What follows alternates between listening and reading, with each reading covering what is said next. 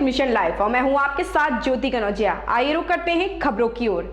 मुरादाबाद के भोजपुर थाना इलाके के सरदार नगर गांव में मंगलवार रात बदमाशों ने किसान के घर ढाबा बोल दिया। शोर मचाने पर किसान का बेटा जागा और उसने बदमाशों को पकड़ने की कोशिश की तो उसकी गोली मारकर हत्या कर दी गई। शोर शराबा होने पर ग्रामीण जाग गए और उन्होंने एक बदमाश को पकड़कर उसकी पिटाई कर दी। गंभीर रूप से घायल आरोपी बदमाश के उपचार के दौरान मौत हो गई। पुलिस के मुताबिक घटना मंगलवार की रात सरदार नगर गाँव में हुई।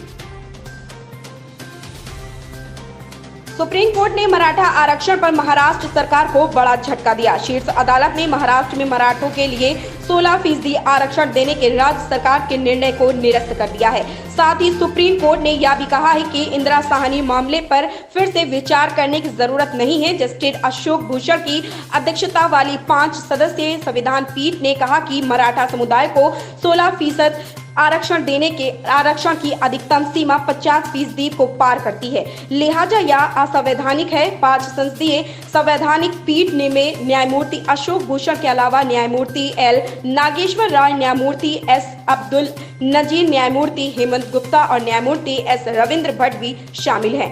बेंच ने 50% आरक्षण की सीमा लागने को समानता के मौलिक अधिकार के खिलाफ बताया है। दरअसल सुप्रीम कोर्ट ने 26 मार्च को मराठा आरक्षण को चुनौती देने वाली याचिकाओं पर अपना फैसला सुरक्षित कर लिया था। उत्तर प्रदेश के प्रयागराज में एक सख्त टिप्पणी में इलाहाबाद उच्च न्यायालय ने अस्पतालों को ऑक्सीजन की आपूर्ति न होने से कोविड-19 मरीजों की मौत को आपराधिक करार देते हुए कहा कि यह उन अधिकारियों द्वारा नरसंहार से कम नहीं जिन्हें इसकी सतत आपूर्ति की जिम्मेदारी सौंपी गई थी। अदालत ने यह टिप्पणी सोशल मीडिया पर वायरल हो रही उन खबरों पर दिया जिनके मुताबिक ऑक्सीजन की कमी के कारण लखनऊ और मेरठ जिले में कोविड-19 मरीजों की जान गई। अदालत ने लखनऊ और मेरठ के जिलाधिकारियों को निर्देश दिया है कि वे इनकी 48 घंटों के भीतर तथ्यात्मक जांच करें। गौतम बुद्ध नगर में हुए ग्राम पंचायत की 88 सीटों में से 40 पर महिलाओं ने जीत हासिल कर इतिहास रच दिया। 2 दिन पूर्व संपन्न हुए ग्राम पंचायत चुनाव में गौतम बुद्ध नगर में महिलाओं के लिए 30% ग्राम पंचायतों में पद आरक्षित था, लेकिन महिलाओं ने 44% ग्राम पंचायतों पर कब्जा किया। जिले की करीब आधी पंचायतों में महिलाएं ग्राम प्रधान निर्वाचित हुई हैं। उत्तर प्रदेश के नोएडा में कोरोना वायरस संक्रमण को काबू करने के लिए लागू लॉकडाउन के दौरान गौतम बुद्ध नगर में आवागमन के लिए ई पास की जरूरत होगी। जिला सूचना अधिकारी राकेश चौहान ने बताया कि लॉकडाउन के दौरान जिले के भीतर और अंतर जनपदीय आवागमन के लिए अब ई पास जरूरी है। महाराष्ट्र के पूर्व गृह मंत्री अनिल देशमुख ने मुंबई में उद्योगपति मुकेश अंबानी के घर के पास विस्फोटक सामग्री के साथ एक गाड़ी बरामद होने से संबंधित मामले में मंगलवार को मुंबई पुलिस के पूर्व आयुक्त परमवीर सिंह की बेहद संदिग्ध भूमिका का आरोप लगाया। कोलकाता में तृणमूल कांग्रेस प्रमुख ममता बनर्जी ने आज लगातार तीसरी बार पश्चिम बंगाल के मुख्यमंत्री पद की कमान संभाली। राज्यपाल जगदीप धनखड़ ने राजभवन में एक सादे समारोह में ममता बनर्जी को पद और गोपनीयता की शपथ दिलाई। कोविड-19 महामारी के चलते शपथ ग्रहण समारोह को बेहद सादगी भरा रखा गया था। ममता मंत्रिमंडल में शामिल होने वाले मंत्रियों को 6 और 7 मई को छोटे छोटे समूहों में शपथ दिलाई जाएगी।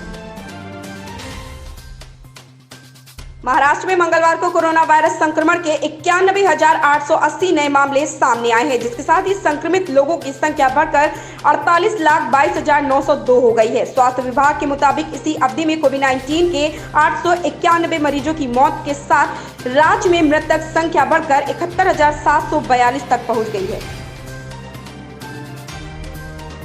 देश में कोरोना वायरस की दूसरी लहर ने भयावह रूप स्थिति पैदा कर दी है। एक तरफ स्वास्थ्य महकमा चरमरा गई है तो दूसरी तरफ कालाबाजारी करने वाले लोग बाज नहीं आ रहे। हालांकि कोरोना के दैनिक मामले में पिछले 3 दिनों से हल्की गिरावट आ रही है, जो राहत की संकेत है। स्वास्थ्य मंत्रालय के मुताबिक बुधवार को देश में कोरोना वायरस के 3.82 लाख से ज्यादा मरीज मिले हैं। वहीं 3,780 मरीजों की जाने गई हैं। इसके अलावा ऑस्ट्रेलिया से भारत 1,000 से ज्यादा वेंटिलेटर आएंगे। इधर देश में 18 साल से ज्यादा के लोगों को वैक्सीन लगाना शुरू हो गया है। आज भारतीय रिजर्व बैंक के गवर्नर शक्तिकांत दास ने मीडिया को संबोधित किया। उनका यह संबोधन पहले से निर्धारित नहीं था। देश में कोरोना वायरस की दूसरी लहर ने भयावह स्थिति पैदा कर दी है। एक तरफ जहां स्वास्थ्य प्रणाली चरमरा गई है, दूसरी तरफ कालाबाजारी करने से लोग बाज नहीं आ रहे। हालांकि कोरोना के दैनिक मामलों में कुछ दिनों से हल्की गिरावट आ रही है, जो राहत की संकेत है। लेकिन राज्यों में लगाए गए लॉकडाउन से जनता परेशान है, क्योंकि इसका सीधा असर उनकी कमाई पर पड़ रहा है। देश की अर्थव्यवस्था को भी संकट के इस समय से उबारने के लिए कड़े कदम उठाने की जरूरत है।